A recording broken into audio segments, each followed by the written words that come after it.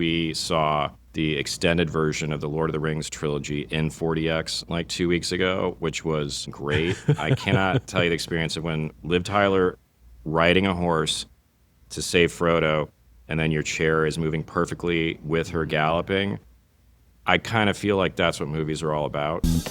Welcome to the American Cinematheque podcast, the show where guests program the film festival of their lives. Joining us today is the writer-director behind Are You Afraid of the Dark? Happily, Scott Pilgrim Takes Off, and the new movie Mike and Nick and Alice. Programming the BenDavid Grabinski Film Festival, it's BenDavid Grabinski. I'm really happy to be here. I've never been to one of my own film festivals before, so this feels special. Well, here we are. I know you as a very opinionated guy. So I'm very excited for this, and I'm excited to ask you this question. What are your movie theater rituals? What are the do's and don'ts when you go to see a movie? What does BenDavid do? I got to tell you, like, the one thing that I'm never late to is movies. I'm kind of like a couple minutes late to literally everything else, and somehow my brain just does not let that happen. It's like, even though I do my best on other things, I'll kind of get behind or whatever, but I am never late to movies. It's like my rituals are basically, if I'm going to a multiplex, like AMC or Regal or whatever, I usually get there like 5 to 10 minutes after showtime because there's like 20 plus minutes of trailers.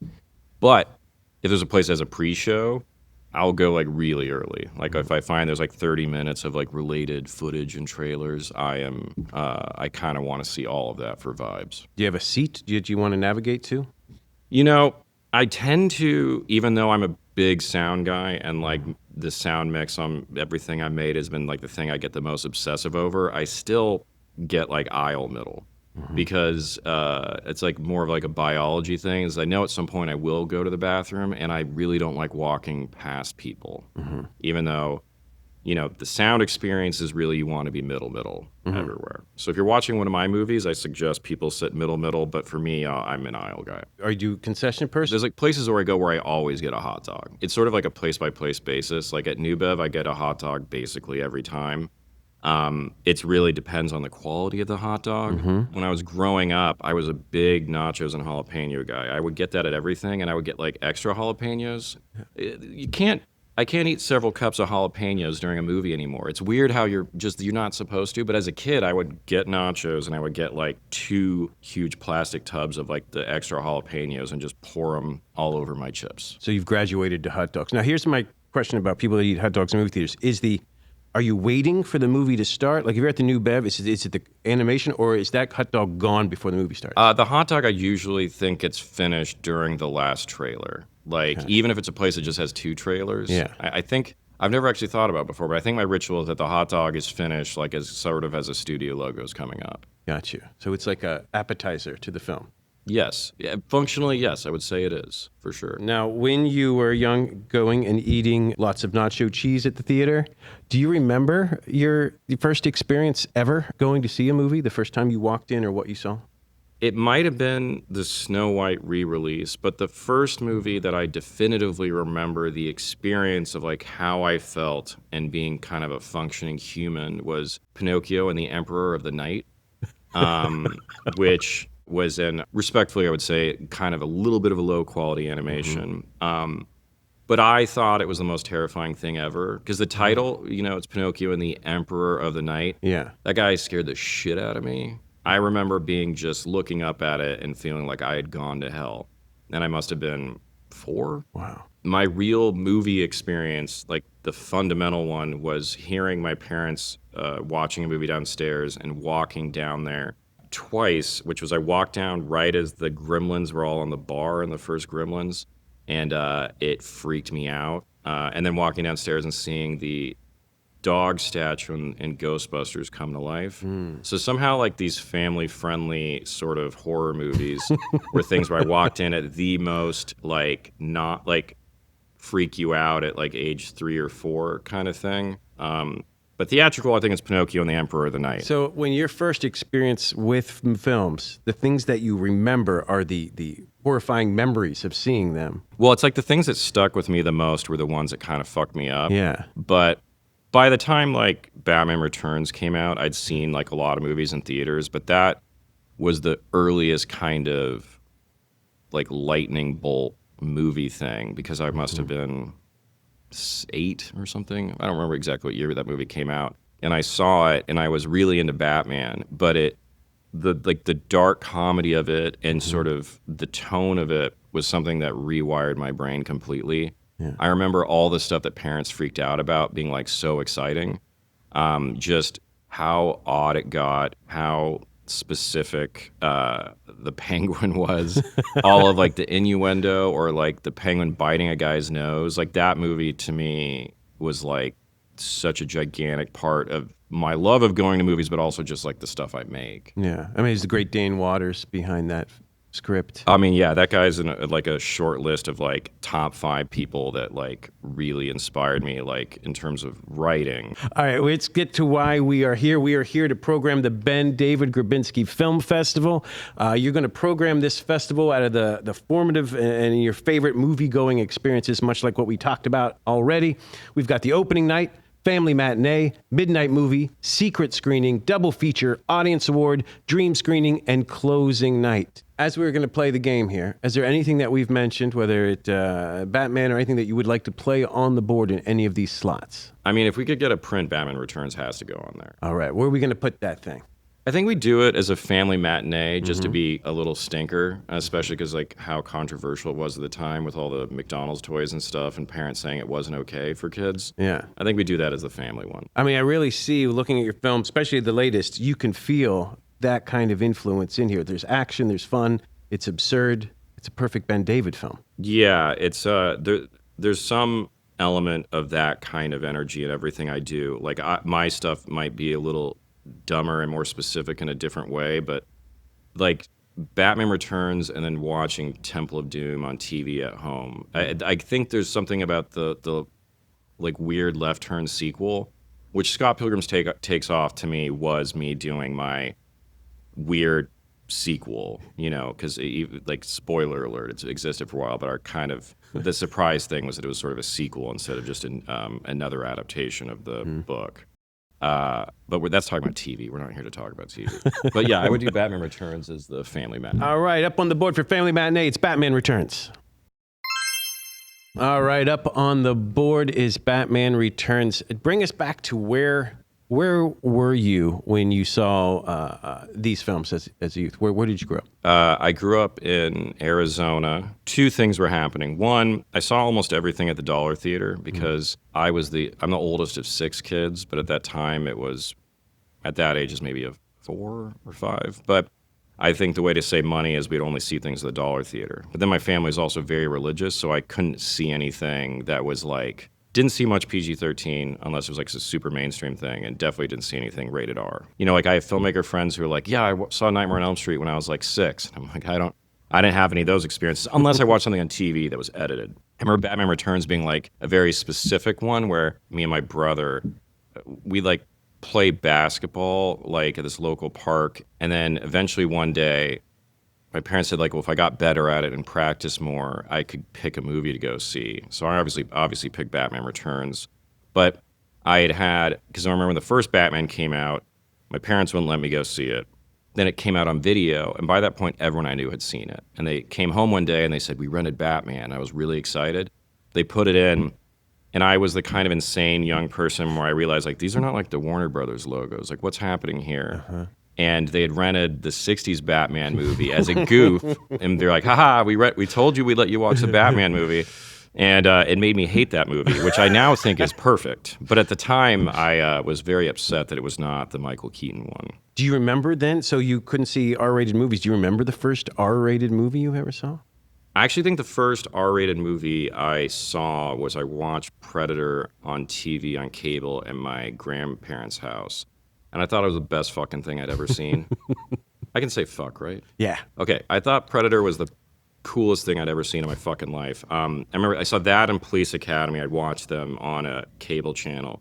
And I didn't have like the same, you know, euphoric reaction to Police Academy, although I thought it was very funny, especially Bobcat and the sequels. But Predator, I think, was the first unedited R-rated movie I saw, and it was like a bomb went off in my head. Because Mike and Nick and Alice is very violent, very R. It definitely is very. It's funny because that's one of the things I'm the most proud of is that it is it's not based on anything. It's not a sequel, and it's very R-rated. But it's because I made a show very much for kids. And then it's funny because the two Beyond Fest premieres I had Are You Afraid of the Dark with like a bunch of like, 10 and 12-year-olds on stage, or maybe 13, 14. There was a range. And then now Mike and Nick and Alice, which is definitely not a Nickelodeon show. Are You Afraid of the Dark was super fun, though. We had it there. All the kids were. It was you and a bunch of kids. I mean, I love gateway horror, and I loved making something that it felt like I would have loved at that age, or is something that's supposed to kind of make kids want to seek out the other things. I mean, I was like very proud of it, but I think my sweet spot or the stuff that's really fun to me is because like there's a lot of emotion. It's kind of sweetness, but there's a lot of dark, violent stuff in my new movie. Objectively, what films have you gone to the theater to see that have that you think is the perfect screening experiences of seeing something that's dark but fun? What are some of your favorite action fun experiences at the theater? Anytime that I've seen, the classic John Woo movies, in terms of like that thing, has been really great. One of my favorite ones was I saw a triple at the Arrow of, before Hot Fuzz came out, it was Hot Fuzz, Point Break, and Hard Boiled, with Edgar there. That was just... That's brain melting, because like Hard Boiled on its own kind of, smashes your brain for like several days. But to have that as like the third movie in a series is very much like, that's a long drive home from Santa Monica where you're just kind of like in a daze. So that's perhaps one of the greatest triple features you've ever seen. Is there a double feature that we have? No, that wasn't the best triple feature I've ever seen. Tell me the best triple feature. The best triple feature I've ever seen was the first Right Stuff. I somehow have now mentioned Edgar twice, but when I first, only like maybe my second year in LA, there was a festival program of like Edgar Wright doing the Right Stuff at New Beverly, and they did a Paul Williams. It was supposed to be a double. So it was Bugsy Malone and Phantom of the Paradise. Phantom of the Paradise is top 10 of all time for me. Both on film. Paul Williams introduced both. And at the end they said, by the way, there's going to be a third movie. And then Quentin came out, and they started talking about, that not the other Quentins you'd think about. And he came out and introduced Ishtar. And I had only known Ishtar as kind of like a punchline. I didn't know the premise. I didn't know anything. And he came out and hyped it up, and then Paul Williams talked about it, and they talked for maybe a half hour. And then it started like 1 a.m. They played a perfect print of Ishtar, which was... Ishtar that night was probably top 5 first viewings at a repertory screening ever, because I didn't know what I was getting into, and the first 10 or 15 minutes of it, I was just in hysterics. And I still love that movie, but it's seeing that movie without knowing the premise cold and just getting thrown in the deep end after having a night like celebrating Paul Williams, who's one of my heroes, was incredible. Wow. So those are two great triple features. Do we want to play any of those up on this board behind you? I actually think that Phantom of the Paradise and Ishtar would, if we're going to do it as a double feature, as much as I love Bugsy Malone and the Bad Guys song, I would probably do a Paul Williams double of Phantom of the Paradise and Ishtar, I think. Is that the double feature? It could be opening night, closing night, anywhere on this board. I would do that as opening night. All right, we're doing it as open night. Yeah, why not? All right. We There's have no rules. Phantom of the Paradise and Ishtar. Yes. Opening night of the BenDavid Grabinski Film Festival. All right, there you go. We won. All right, I think that's a big success. Programmed for the BenDavid Grabinski Film Festival are 3 films, 2 slots, Phantom of the Paradise, Ishtar, and Batman Returns. When we last left you were in Arizona. You were going to a dollar theater with the family. It was Tempe Dollar Theater, which I ended up working at for about 6 months in 1999, which was one of the greatest joys of my life, was getting to watch 15 minutes of Eyes Wide Shut or South Park Bigger and Longer Cut every time during my breaks. I would just keep going back and watching random 15-minute sections of those movies. I mean, because that was also maybe the best year for movies in my life. But, that was the theater that I spent all my time growing up going to. And the last thing I saw there was I went back for some family stuff and saw Michael Mann's Miami Vice, which I think is a masterpiece, obviously. But everything there would sell out because it's $1. So I remember like sitting in that theater, completely jam-packed with people who were kind of befuddled by it. And then when the end credits hit, I was like crying. I was like in movie heaven. And I would just like to be very much on the record. Some people came to that movie late. I was one of those insane people who day one was like, this is maybe my favorite Michael Mann movie. Oh, they would also do a thing in the summer there when I was a kid where they would play movies like at 10 a.m. that were older movies. So that was my first experience as a repertory thing. There was this movie, it's called The Crimson Pirate. It was like this really big swashbuckling movie. And I remember it mainly just for like a scene where like the people would jump off the boat and like swim under the boat, and then like they had a thing turned upside down so they could like breathe underwater. And it was the first time I'd seen like older movies, because I think it was like 50 cents a movie, and then like concessions were free or something, and so they would just take me to whatever was there. So it's like they play a couple recent movies that were PG, but then they were playing older stuff, and I still don't know why they did, but I think that was the first time I saw like an older movie that wasn't like a Disney re-release. So the dollar theater would sometimes do bargain matinees for 50 cents? In the summer, it was like a thing. I think it was sort of designed for like parents who had too many kids on their hand and like time to kill. So they would do like these early morning shows of other movies. There must have been some guy who had like a programmer brain to be like showing kids movies that were from like the 60s and stuff at that time. I love the idea of dollar theaters because everyone can take a risk. Well, it's such a great second life of movies. Like in college when I was broke, I would go to the dollar theater and there's stuff I'm like, I'm never going to see this movie, but I'll go. And I saw Holes, which I thought was, because I was a little too old to be like a Holes kid, but I saw it just because it was at the dollar theater and I thought it was great. And I remember thinking I saw Saw at the dollar theater there, and that was just that great second life of movies. The last movie I saw at a dollar theater was Journey to the Center of the Earth 2 here. There was a theater, it wasn't like in Pasadena, but it was like up sort of in that area where they, at that point, they still did have a dollar theater. And the only thing I regretted about it was the projection was so bad. It looked like they didn't even have a light bulb. Like, I don't know exactly, but there was like a level of dimness that I don't think science can explain of how dark that movie was. It was like I was wearing 4 pairs of sunglasses. But it was $1. Yeah. So that's cool. Yeah. They didn't have enough dollars to buy the bulb at that point.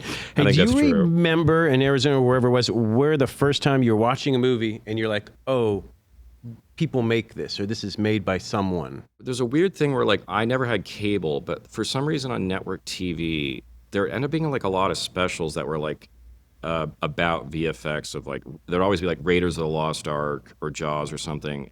I remember seeing like a making of Raiders of the Lost Ark where they showed how they did like the cloud tank stuff, or how they did when the ghosts come out of the thing the Ark is in at the end.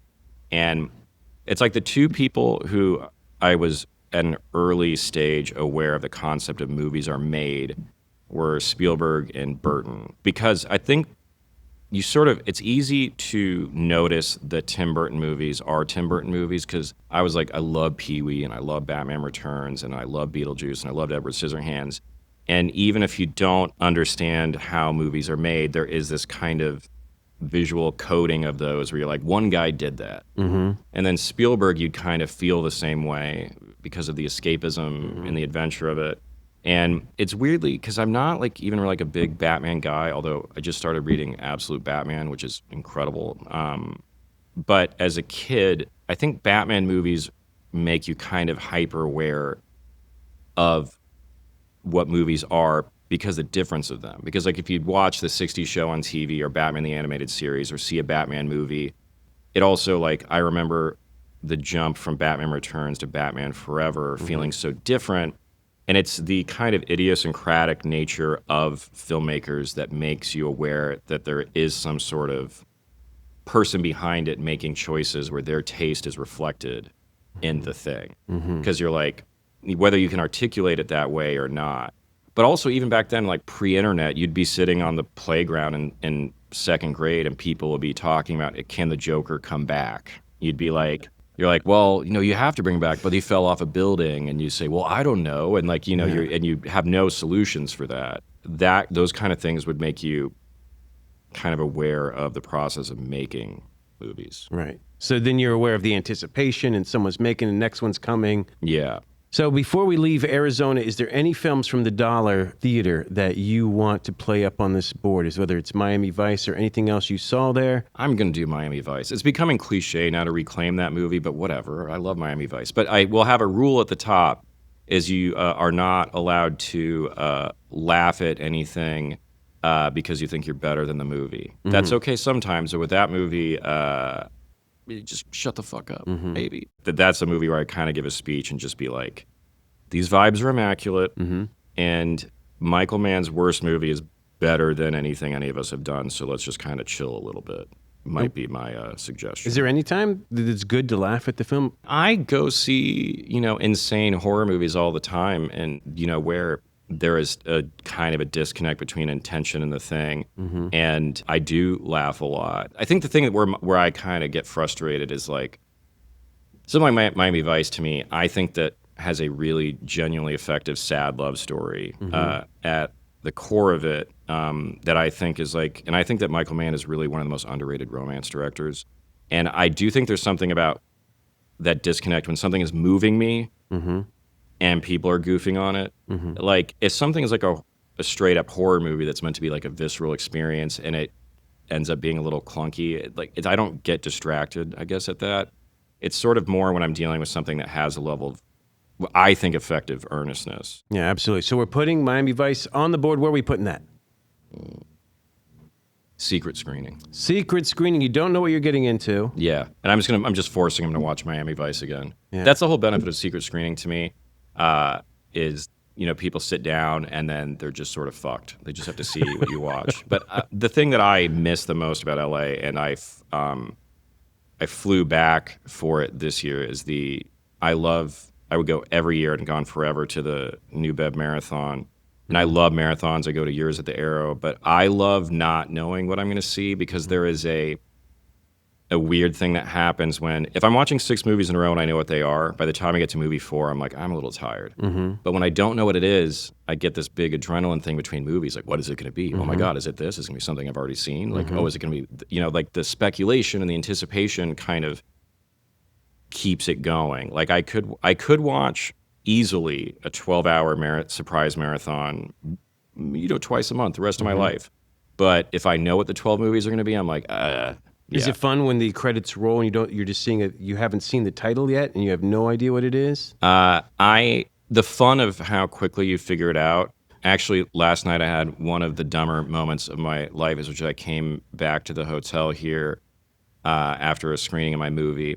I turned on AMC and I saw the Overture Films logo. It's like Overture Films, like a Stars company. And I said out loud, I bet this is Law Abiding Citizen, which I've not seen in 17 years, or it was 2009. I don't know how to do math anymore. And it was. And I wish that didn't work. The thing that kind of annoys people with me is like when I'll go to Rep Theater and they'll play like older trailers, I usually know what it is within a frame. And sometimes it's just a studio logo and like a sound effect will go over it. I'm like, oh, this is going to be the Disturbing Behavior trailer. Like, there's just sort of this. And sometimes it's like not even movies sometimes movies I haven't even seen, but there's sometimes just trailers themselves are a little bit more formative. So some people have a long secret. You have a very short secret moment where it's like a secret for like 10 seconds and then you know what it is. Yeah, but I love when not only do I not know what it is, I'm like, wait, I haven't heard of this. Yeah. So sometimes it's fun to know, but the worst thing is if it's a surprise movie and you like just watched it 2 days ago, and I'm like, oh, fuck. If you ever have any other ideas during this game, you can put them back up in secret screening. But Miami Vice, secret screening. All right, we've got 3 slots played. We just recently played Miami Vice as the secret screening. You were in Arizona. Where do you go to next? So when I was 16, I moved to Iowa, which was a way less theaters than they had in Arizona. Just to jump back, though, is like me getting a car was all tied to movies. Because I remember being like 14 and 15 and thinking, oh, well, I'm going to get a car. I'm going to drive in February 1999. I'm going to drive myself to see The Phantom Menace. It's going to be a life-changing experience. I was like thinking about the function of a car was I could go to Hollywood Video and rent movies. I could go to the Arizona Mills Mall and see movies. And when I turned 16, the last year I'd like lived in Arizona, it's funny because the movie that I thought was going to be defining, I didn't care for Phantom Menace. I'm not trying to be a hater on it now. It's grown on me. But at the time, I was someone who a minute into it, after thinking about it for years and being really excited, was like, oh, fuck, I don't like this. But that summer, just all, like, seeing, like, 1999 was crazy. Wow. And that was my first year of being able to drive myself to the theater, so I was seeing everything. So, like, the weekend when Sixth Sense came out, I saw, like, Sixth Sense, Mystery Men, and I'd just seen Deep Blue Sea the night before, and then I saw Iron Giant. So I was, like, seeing everything that came out, and it was the best time, except for when I saw The Haunting remake, which is fundamentally, I think, the most I've ever been disappointed in a movie. I've talked about this before, but it was the first time I realized that people lie in press. Because I remember I would walk before I could drive every week to get new magazines like Starlog or anything. That's how I knew what was coming out. And I remember Jan de Bont would say in interviews that he was trying to make the scariest movie ever made, and I think we did. And I was like, this is going to be the scariest movie ever made. He wouldn't lie. Yeah. This is going to be the scariest thing I've ever seen. And then, I also remember, like, in an interview, Jeff Goldblum said that his favorite movie of all time was Lost World while promoting Lost World. And I'm like, oh.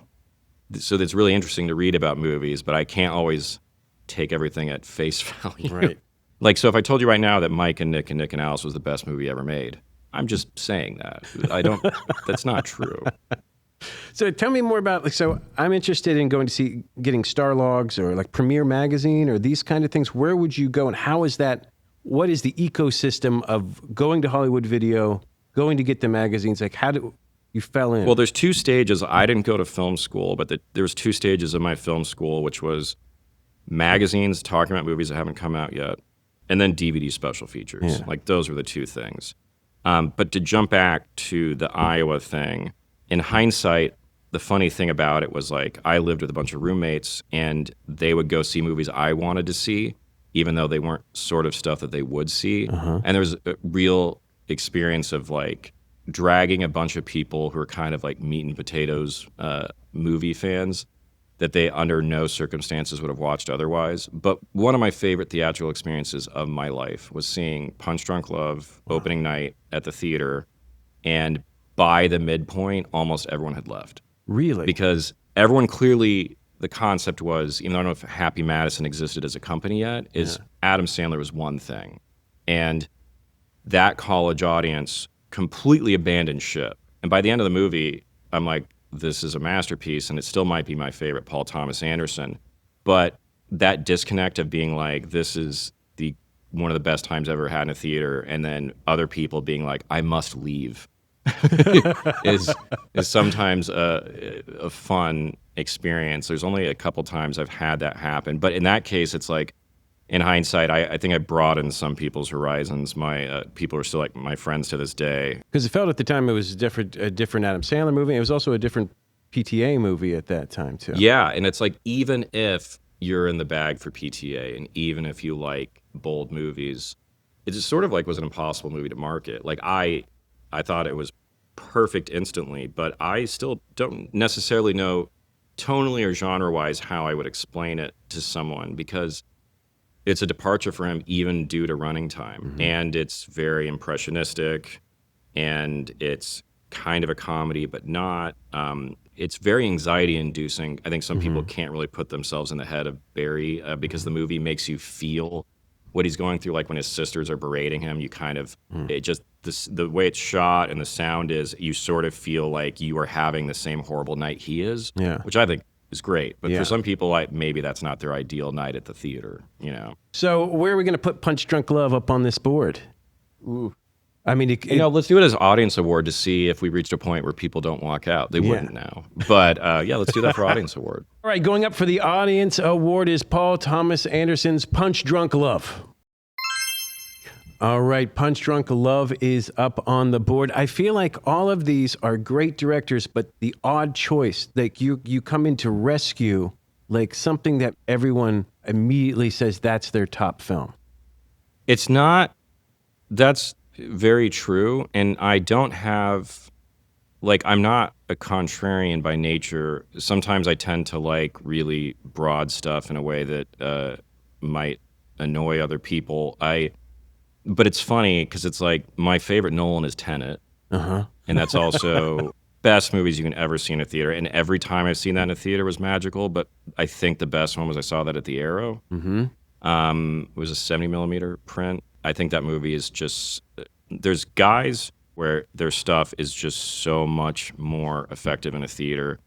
Cameron's stuff is like night and day in theaters. Like he just in his DNA understands how being, dwarfed by a movie, how that feels, and like constructing a movie in that way.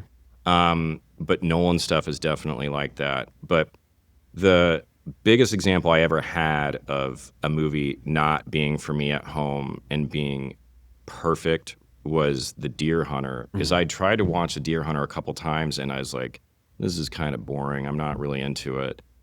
And then I saw a print of it at New Bev, and I was so riveted. And I realized part of the reason it doesn't play at home is that the first, I don't know, like 40 minutes is all wide shots. And it has a thing where the first big close-up, and I may be remembering this wrong, someone will probably watch this and go, well, actually, but my memory of it is that it's all wide shots.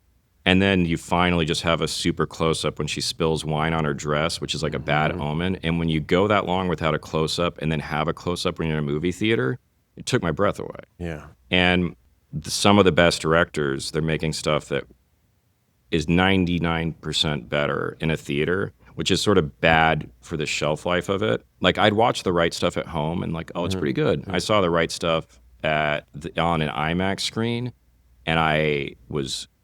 like I walked out of it like Captain Phillips at the end of that movie. I was just like, movies are the greatest thing ever. It felt like it was a completely different thing, The pacing could be slower at the theater and it'd be captivating. Yeah, you get, like, I love that you get held hostage by a movie in a theater where you sometimes just have to give it the benefit of the doubt. And some of the best movies have a sense of escalation where you don't even realize you're invested until it's too late.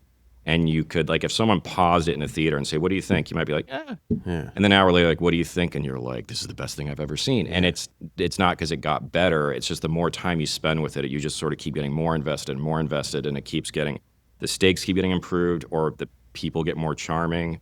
Like, one of my favorite things about, like, 30s, 40s movies is that so many of them, they all build to a perfect ending, where you might even spend the first 80% of it being like, this is pretty good. And by the end, you're crying, and they have the perfect last line, and they cut to the end. And a lot of times the directors feel like they kind of have this sneaky thing, like, you're here, you're not going to go anywhere. So I'm just going to take my time and get there. And then when they do, that buildup is why the ending works so well. I think one of the biggest problems of modern movies is they're so desperate to grab your attention right away that you kind of blow any escalation. Like, if your first set piece is like the third act of another movie, then the expectation you have is that the third act has to be so much bigger, and sometimes there's just nowhere else to go. It doesn't mean slow, because Mike and Nick and Alice is so fast-paced and so quick, but it builds. Yeah, I mean, I think there's a lot of charming stuff in like the first 10, 13 minutes, but it's sort of designed to not really start getting big laughs until like when they're in the car and talking about chloroform, and that's several scenes into the movie. And I think from that point on, it's supposed to feel kind of rollicking. But until then, I kind of want to live in the tension and kind of you trying to figure out who knows what, and like, is this person adversarial or not? And I didn't want to get too joke heavy until then. And I'm really grateful the studio didn't feel like there's no like algorithm discussion about it. I think that makes it work better. But if you're someone who's like really impatient, I might be in trouble. But I was just trying to do what was best for the movie, right, and with all my choices. It's art driven, not data driven. You're right in there. It's not for me to say that it's art. I'll say it. Hey, so we talked about Deer Hunter here at the New Bev. We talked about you going to Los Angeles, and then where else did you go, and what were some of the greatest experiences? Yeah, so I moved to LA like 3 days after graduating college, and the second day I was here, I went to the ArcLight for the first time. Wow. Rest in peace, unless it comes back. And saw Kiss Kiss Bang Bang, and it was maybe 4 or 5 other people in the theater, and I thought it was like the best thing ever. And then I remember I was driving by a building, and I saw it, and there was a marquee, the New Bev, which I didn't know what it was. Yeah. And then a couple days later, I was driving by it, and it said, Never Ending Story in Dark Crystal.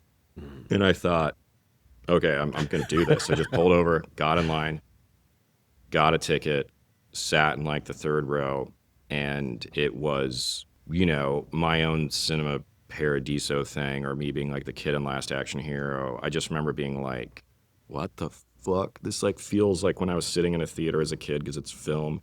And also I'd never seen Never Ending Story in a theater. And it was just, I thought, incredible. So then I came back and then saw a double Fright Night, which I'd never seen, and the first Friday the 13th I think it was like on Halloween that year. And I didn't have a lot of friends here at the time. I just like went by myself and had like the best time seeing Fright Night, not knowing anything about it.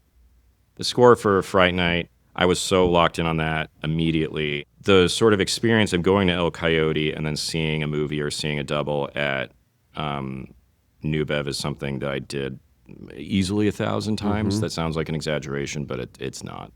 So so you were literally driving, and you're like, pull over, and went into the theater to see Neverending Story in Dark Crystal? I drove up, and I was like, oh, it starts in like 10 minutes. It was just like Wow. the thing that people don't really do. Yeah. It's like, I love that line in Jackie Brown where he says he's going to the theaters, and he's like, what are you going to see? And he's like, whatever's next and looks good. The line's better than what I said, but just that idea that you would go without a plan, or like just drive by something and then see it.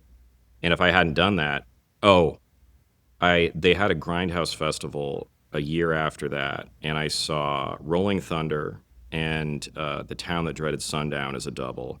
And Rolling Thunder, not knowing what that premise is going to be and sitting in that theater, was just like getting hit by a train.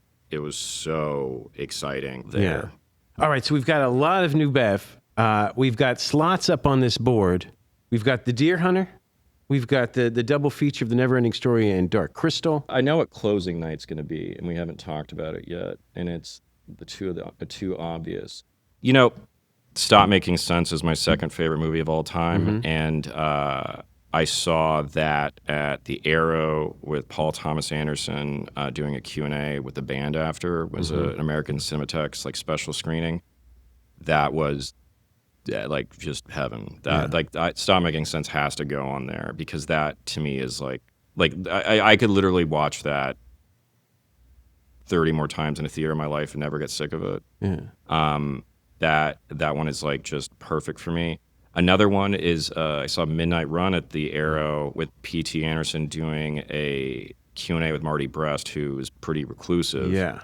And it was a double of that in Beverly Hills Cop, which I love Beverly Hills Cop. It's one of my favorite movies of all time. But Midnight Run's top 5 of all time for me. That's a movie that I'd say like the 3 things that I have to get on the board are Tenet, Midnight Run, and Stop Making Sense. Our programmer Chris Lemaire got Marty Brest out because he doesn't do this, but he just came out for Paul. Yeah. And I could see a lot of Midnight Run in Mike and Nick and Alice. Well, yeah, I mean, it is the entire history of buddy action comedies kind of filtered through my dumb brain, because it was just me trying to do what my version of that is, and it's one of my favorite like subgenres of movies. Like, there's so many great ones. My favorite one is Midnight Run, but there's just a million of them that are awesome, and I wanted to do one where I hadn't seen one yet where there is the buddy thing, because there's James and Vince, but then there's also another weird kind of buddy thing, because it's Vince and Vince. So it's kind of 2 pairs of buddies, I guess, sort of. My dad used to sneak us into R-rated movies and then leave and go to a meeting. And he took us into Midnight Run, and he started laughing and having such a good time. When the credits came up, he was like, oh my God. He'd missed his whole meeting. That's the best thing that you can really say about a movie, is someone had no intention to watch it and they watched the whole thing. I've had that happen a couple times, but not to that extent. All right, we've got a lot of slots. We've got a lot of films that we can put up here. Is any of these go into the midnight movie? What if we just do Midnight Run at midnight? Even though it is, my God, let's just do that yeah. because the words connect. Yeah. Even though it's, I think I still go to midnight movies all the time. I go at the Nighthawk in New York, but I prefer a midnight movie that's under 100 minutes. But in this case, I will break my own rule because it's Midnight Run. So let's put that for the midnight movie. Okay, Midnight Run for the midnight movie. I'd just like to clarify that if I was going to say I think the best actual midnight movies of all time, if I was being super literal, I'd say it would be Near Dark or Night of the Creeps are two that I think are kind of my perfect ideal midnight movie. But I'm going to commit to the bit of Midnight Run at Midnight, even though it's like to qualify that if I was actually programming this, I would probably do one of those two. But I'm leaving that on the board. Leaving it on the board, but you've seen a Near Dark at midnight and the experience. Bill Paxton at midnight. Well, it's funny because I think the other great midnight movie is After Hours, because I think getting a little sleepy watching After Hours makes the movie work even more. Yeah. After Hours was a big influence on my movie because it's a one night gone wrong movie, has to end before the sun comes up movie. But Near Dark, I just saw recently on midnight, and I've seen it at midnight maybe three times, and every time I watch it, it's like so compact, so perfect. Bill Paxton's performance is my favorite performance in a horror movie ever, and it's just impossible to get bored. And Night of the Creeps is the same kind of way, where it's just like a bullet train of fun stuff. Bill Paxton, the greatest, just the greatest. Yeah, the greatest. So we still have Stop Making Sense somewhere. We've got closing nights. We've got double features. We've got dream screenings. So this is really tough because I want to try to get Tenet in there, and I'm probably not going to. So my favorite movie of all time is Big Trouble in Little China. It's the movie I've seen the most in repertory theaters. Like, I saw it for the first time in theaters after moving to LA in 2005, but I've probably seen it 15 times in theaters. Every time it plays, I would go. I saw it when Beyond Fest did it at the drive-in during lockdown. I've seen it at Beyond Fest 2 or 3 times. It might have just been twice. I did it once at the previous version of The Egyptian, and then we just did it this year. Right. I think that needs to be my closing night movie because I just think you gotta end on the movie that amuses me the most. Victor Wong's in it. Yeah, and Kurt Russell's my favorite actor of all time, and that movie, just the fact that the lead guy is an idiot and doesn't know he's not really the lead and doesn't know he's that good it will never not be amusing to me. The bluster and bravado of Kurt in that movie and his willingness to look stupid, just spending the finale with lipstick on his face, it's just never not going to be my favorite movie. And I can't not have it. So that would definitely be my closing. Has that ever inspired you to sing a song over your credits? You know, I would if I was missing that part of my brain involving like shame, because if anything, maybe I'd do karaoke after, like at an after party, I would sing the song, but not recorded. You know, because you know, there's nothing worse than thinking you're doing a good job of singing, and then you see the Instagram stories of you at karaoke, and you're like, I didn't sound as good as I thought I did. You know, and I don't need to like be hard on myself. All right, so we're doing closing night, Big Trouble in Little China, John Carpenter. Correct. There we go. All right, we are getting close to filling up the BenDavid Grabinski Film Festival, fully programming it. Still have some slots. And we're talking about Los Angeles and the theaters you went to, New Bev, the Arrow, the Cinematheque, the Egyptian, Vidiot, some of the places you've gone. Yeah, rest in peace, the front row of the balcony at the Egyptian, which is where I lived for like several years. That's a place where I have like a lot of really, really good memories, like a Roadhouse and Point Break and a lot of like really great. That really made me feel like you're sort of, even if it's sold out, you feel like you're just kind of hidden and just sort of in the movie. There will be a balcony at the Westwood, the theater, so that will stick around. So I love that. That'll be a place. So then you've left Los Angeles. Yeah, so I lived in LA for almost 20 years, and I got sent to New York to do post on my movie, so I was there for 8 months. By the time I got done, I thought I might just stay here for a bit, and did. And the thing that I really like is taking the train to see a movie. There's something about getting on a train, walking off the train, and then 2 minutes later, you're like in the theater, not parking, just sort of that. I mean, I took I think it was the 3 train to see Die Hard with a Vengeance, a print. And then realized in the middle of the movie that was the train like the bomb was on. And I was like, that is magical. But there's a really good, I don't think anything can beat the LA repertory scene, but New York has a lot of really good theaters. I go to like Nighthawk too much, but they have, you know, IFC, BAM, I love Lincoln Center. They also just have way more 40X theaters, which I've grown to become pretty obsessive with. I see, like, we saw the extended version of the Lord of the Rings trilogy in 40X like 2 weeks ago, which was great. I cannot tell you the experience of when Liv Tyler riding a horse to save Frodo, and then your chair is moving perfectly with her galloping. I kind of feel like that's what movies are all about. But seeing three near 4-hour movies with big shaking chairs and wind machines and mist and stuff. What's the all-time film that you want to see in that Well, format? it's funny. Like the best one I've seen recently, actually, with Send Help was so it was like 3D and 4DX really felt like Raimi was like poking you in the eye or treating you like how he treats Bruce Campbell in a movie, where you're just getting put through the rigors of all of it. I mean, the joke I made recently is like, I'd like to see The Last Wave in 4DX, but they just drown you. They just like fill the thing with water. But actually, I think Pacific Rim would be a really great 4DX movie, especially when they're like inside the Jaegers. Especially for like spectacle movies, it is really transporting. I do love that stuff. So you love the theater for all its formats, all the way back to 35, whatever it might be, to any modern format. You experience it in different ways. I mean, I'd love to see a good print if I can. But seeing movies is great, whether you're like in the smallest bad screen. I'm doing this thing this year where I'm trying to see every horror movie that's released in an AMC or Regal in New York, and I've seen everyone so far. Wow. And some of them you end up in like sort of the worst auditorium in New York, and like a speaker's blown out, and I still have like a good time. Right. It's like theaters and physical media are like, if I had to pick things that matter to me the most, unfortunately, they are way up there. Do you have your favorite experience since you went to New York, the screening, if you had to pick one screening you went to? Die Hard with a Vengeance was close, because being in New York and seeing that, but I think weirdly was they did an M. Night retrospective at Lincoln Center, and they did a print of Lady in the Water, and then afterwards they played Princess Bride, pairing those two up. And then I saw Sixth Sense for the first time in a long time on a print like the next night.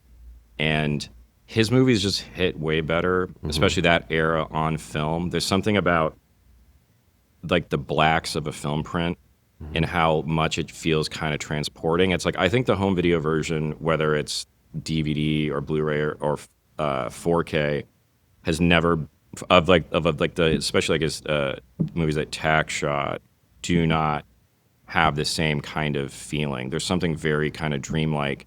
And Lady in the Water is a movie that I went from thinking was a punchline to now I'm unfortunately like, I might be like a shooter for Lady in the Water, and I hate saying it, but I had such a good time watching it. Like it is, it's a bold choice to make a movie where you play the most important creator of pop culture ever, and your creative genre work is going to save the world, which is what he does in that. But I also love that he takes that swing.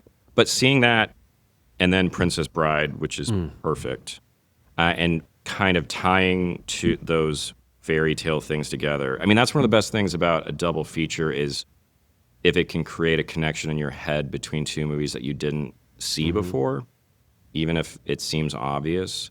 But I realize what I want my double to be. All right. So it's none of those. No, my double feature is going to be Stop Making Sense and Streets of Fire. Wow.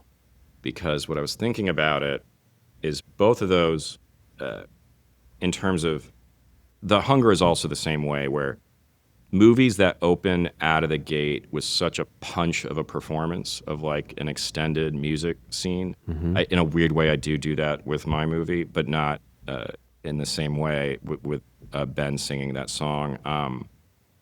Both of those have like the opening of Stop Making Sense, him walking on stage singing Psycho Killer, the opening of that with her coming out and doing that song. Those are just, I like the idea of pairing a live concert film with a movie that is not a concert film but has a bunch of concerts in it. So that would be my double for my double feature. All right, so the double feature is? Stop Making Sense and Streets of Fire. Let's put them on the board. All right, so we're playing the double feature of Stop Making Sense and Streets of Fire. And the Stop Making Sense was the Arrow screening? Yes, the Arrow screening with PTA and the band. So Streets of Fire, I've seen multiple times, but I saw a 70 millimeter several years ago at the Arrow, and then I introduced two different screenings of it at Vidiot's. It's a movie that's like so unbelievably important to me. Like, I like it more than almost any movie, and I also think that there's sort of a 30-minute section in the middle that's a little wonky, but I think that the opening of it and closing it are like as good as movies get.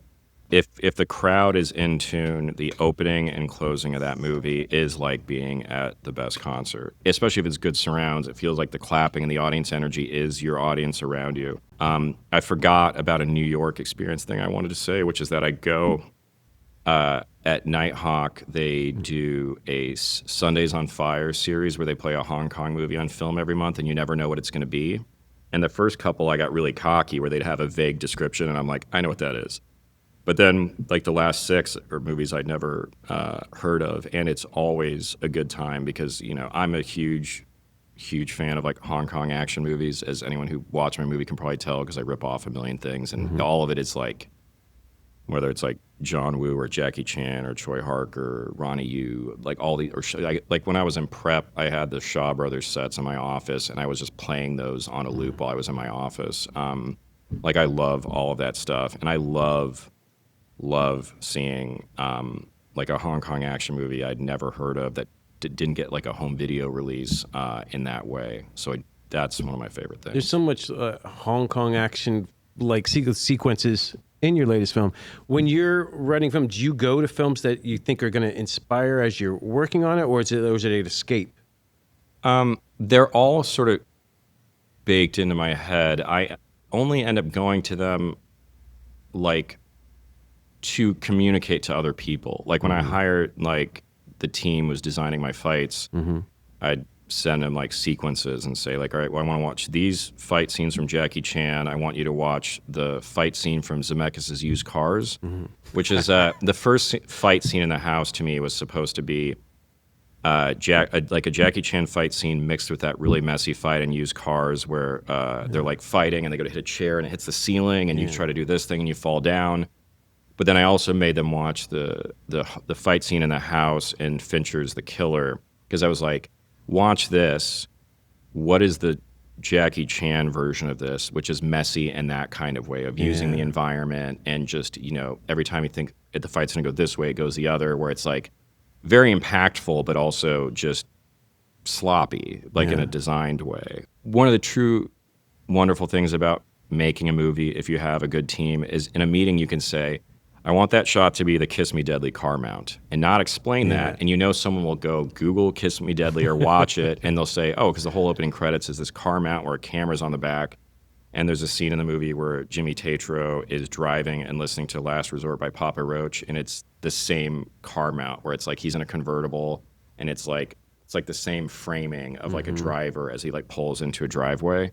And in that sense, it's like it's not like every shot I have in my movie is from another movie, but there's like 2 or 3 that are very specific, where that one was just get the Kiss Me Deadly car mount. And they're not and references. It's like, why not? It's like inspiration from seeing these things. It's sort of just like the things that really like move me on like a stylization level that I can kind of repurpose in a fun way because it's, you know, I don't think like people necessarily who are like making a movie in 2025 are like, we need to make this comedy have a moment like Kiss Me Deadly, which is sort of the thing that's wrong with my brain. Before we get to the final category, I'm curious, you see so many movies, you go see them. At what point do you get under the hood? Do you have to see it the second time? Is it the first time that you're aware of these shots or aware of things that you're filing away? I usually, on first viewing, try not to think about it. And the fun of repeat viewings is once you already understand the plot and you know what's happening, is you can start to like think of like the other layers of thing, like you know, how it feels in relation to someone's filmography, how they pulled it off, how it feels in like the current state of cinema. Like is like a director starting to use stuff his peers are doing, or is he still sticking to his bag of tricks? Just all those things, you sort of start to watch it from different perspectives. But if I'm lucky, the first time I watch a movie, I'm mostly just in the movie, and I try not to get too caught up in that. If a movie's not working for me, then I really start to think about it. Like if I don't feel like I'm getting pulled in and I'm like, this isn't really working, then I kind of start to analyze. If I'm analyzing on first viewing, I'm kind of fucked. Yeah. You know, that means something's not going But this right. maybe all started in a way at the Dollars Theater and where you started to watch things several times because it was $1 and you worked there, or... Well, yeah, I mean, it's if my parents would take me to go see something again, and that would be like rewatching stuff at home. you know, one of the most formative movies for me visually is Die Hard, and almost everything I do is sort of a ripoff of McTiernan in terms of my concept of, like how you visually approach things, and it came from, even though I'm watching the pan and scan version, but of rewatching the version taped off a TV so many times. Perfect movie. Yeah. I mean, it is, and seeing that on Christmas is one of my favorite traditions. I had several years in a row where I would go see that on Christmas Eve. This is the most boring fight to ever have, but it should have never been one. Of course, it's a fucking Christmas movie. If you take Christmas out of that movie, why is he there? Yeah. Why is he at an office party? Is it someone's birthday? That's not interesting. Anyway. Yeah. Every movie can be a Christmas movie if you watch it on Christmas. Well, that's also true. Yeah. See, there you go. All right, so here we are at the final category, the final film for the BenDavid Grabinski Film Festival. This is your dream screening. Much like Bill and Ted, much like your film, much like Terminator, you could travel through time to any place, see a movie then, take someone from that time, bring them to the future. This is your dream screening. You can break all of physics. I've always thought, and this isn't about movies, but if time travel existed, I would go see bands perform that were before my time. So like I would go to the taping of Stop Making Sense. I would go see Bowie. I'd go see like shows at the Bowl, like way back in the day before they even had like a screen showing the stuff. There's like a lot of people who I wish I could have seen Beastie Boys, like with all of them together. But when it comes to that, the interesting thing for me I would love to see, like I saw an audience recording from opening night of Halloween at like Westwood or something, Carpenter's, and when he sits up at the end, the whole theater like scream bloody murder. I would like to go back and see people just have the crowd feeling of how people go through those movies. That's not what you'd asked, but that's the thing I was just thinking about, is it'd be really, because I can never explain, like seeing The Matrix opening day was the best experience I ever had seeing a new movie in a theater, and it's a thing you can never get back because I wasn't excited to see it. I had just seen Johnny Mnemonic, which now I love, but at the time I thought was a major disappointment. And I just sort of went to see it because it was out. I had no idea what the reveal was going to be, and the crowd went insane. There was one point when a guy was running to go to the bathroom, and he was running, and he was trying to keep his eye on the screen and ran into a wall. I remember when all of like the acupuncture things were the Neo. opposite of the Matrix. Yeah, You know, well, when they had acupuncture, the whole crowd like oohed. When he went through the metal detector, and then they saw the guns, the audience just erupted. And it was just like a suburban crowd in Arizona. And it'd be really just cool to see what was the line vibe like waiting to see Star Wars, like back in the day when people would like wait outside of, Grauman's for hours to go in. And I don't miss lines, but I do miss that level of anticipation, like the easiness of just getting a ticket and going in. It's like I saw so many formative movies where it's like I had to wait in line to make sure I got in the midnight showing. I really would like to have seen Die Hard at one of those early screenings when people are like, the guy from Moonlighting is going to be is like an instant movie star. Just being there just to see like how people would react to all those big moments, because it always plays. I've never seen Die Hard with a crowd and it wasn't just like heaven, but it'd be really, I think I'd probably, no, I know what it is. It would be Aliens opening weekend. I'd like to see people react to Aliens, because I remember watching it on cable, being alone in my grandparents' basement, and the bit when they've been watching the sensors and the door's like 15 feet away or something, and they're like, the aliens are getting closer, but then the distance between them and the aliens is closer than the door, and then they realize they're like in the grates or whatever. I would love to have like a sold out crowd react to that, or react to like Ripley on the power loader. Like it's so weird to talk about a movie you've seen a million times and you think you're like you're numb to it. And I'm almost just got emotional thinking like, imagine like not knowing that they're going to pay off the power loader, like the mech thing, and knowing she's going to do that. I would say my dream thing would be to see Aliens opening night, sold out crowd with people who did not know what they were getting into. Let's do it. We're putting Aliens on the board. All right, we have completely programmed the BenDavid Grabinski Film Festival as of now. I now want to ask you, going to see something that you did yourself. What is one of the most exciting, or is there something that sticks out? When I saw Mike and Nick and Alice at South by with 1,200 people, I've seen it with crowds a bunch, and people react kind of the same way each time. But the thing I didn't expect that really charmed me was people like erupting into applause when Stephen Root showed up, which is like, that's my guy. I clap for him when he walks into a room, but I never expected like people acted like, you know, the Beatles just came in. And I don't know, I almost wanted to like pause the movie and say, so what was that all about? Like, you guys are just like really happy to see this guy. Is like regionally, is he just really big in Austin? So I have a audio file of what the audience did at the theater, and I rewound that to make sure I was right. And it's like, no, yeah, you hear his first line, and then a ton of people clap.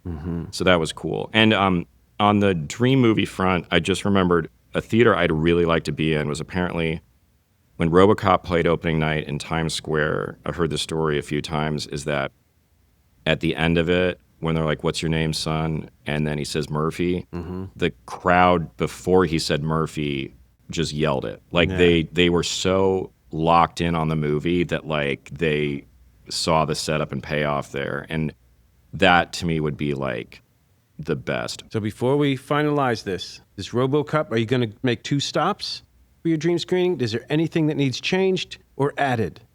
You know, there's too much stuff I love that if I start doing that, that's just a rabbit hole we don't want to go down. But I would say, as an alt, maybe you do a double feature with your time machine as you see Aliens and RoboCop to go see how RoboCop played. Do you want to just do it? Yeah. All right. We're now traveling through time to go back to see Aliens and RoboCop. I was talking about when I first saw Aliens when it came out. We're in the darkness of aliens in space, and then you come out into the concrete of the mall, and it just fries your brain. And I love that feeling where it's, you go in the day, you go into a night film, and you come out in the day, but I also like when you go in and it's daylight, and you come out and it's dark, and it's like that Repo Man moment where it's gone from day to night. I think where the theater, what time is your favorite time to see a film? I love seeing a new movie at like 7 p.m. like on a Thursday, but you really can't beat like a Saturday afternoon of a movie. Like that's, you know, pretty magical. The problem is I get impatient to see something, so I see it earlier, but it's like, there's nothing better than getting out of a movie and then you can go have like a nice dinner and just think about how great it was, or also maybe how much you didn't like it. You know, there's value in both. I also feel like you're in any time, anywhere, morning, night, midnight. Yeah. Weirdly, I've seen movies at like 2 a.m. before, like when they would like have something came out and then like, you know, they would have the round the clock showings. I'm one of those maniacs. Yeah. All right. This is the most BenDavid Grabinski Film Festival of all BenDavid Grabinski Film Festivals. Probably. Would you like to talk us through the BenDavid Grabinski Film Festival? Okay. Opening night, Phantom of the Paradise and Ishtar. They have to be on film. Double feature, Stop Making Sense and Streets of Fire. Family matinee, Batman Returns. Audience award, Punch Drunk Love. Midnight movie, Midnight Run, For the Bet. Dream screening, Aliens opening night in LA, RoboCop opening night in New York. Secret screening, Miami Vice. And closing night, my favorite movie, Big Trouble in Little China. Thank you so much, BenDavid Grabinski, for programming this festival tonight at the American Cinematheque Beyond Fest. It's Mike and Nick and Alice. It's going to be a crazy screening. There's nothing like a Beyond Fest screening. It's going to be nuts, I'd say. You know, and way more important than South by. Yeah. So, you know. I'm looking forward to this playing through the roof. Thanks so much, BenDavid. Thanks, man. I loved attending my festival. All right. Thank you. The box office is closed. That's the BenDavid Grabinski Film Festival. The American Cinematheque podcast is produced and edited by Victoria Alejandro. Mike Cuenca edits and produces our video. Stephanie Cervantes is our marketing manager. Our theme music is by Gelberg. And I'm your host, Grant Moniger. Thanks to everyone who makes this show possible. The American Cinematheque operates the Aero, Egyptian, and Los Feliz 3 theaters in Los Angeles with programming nationwide. The American Cinematheque is a 501c3 nonprofit. If you'd like to hear more, donate, become a member, or program your own AC Podcast Film Festival, head over to AmericanCinematheque.com.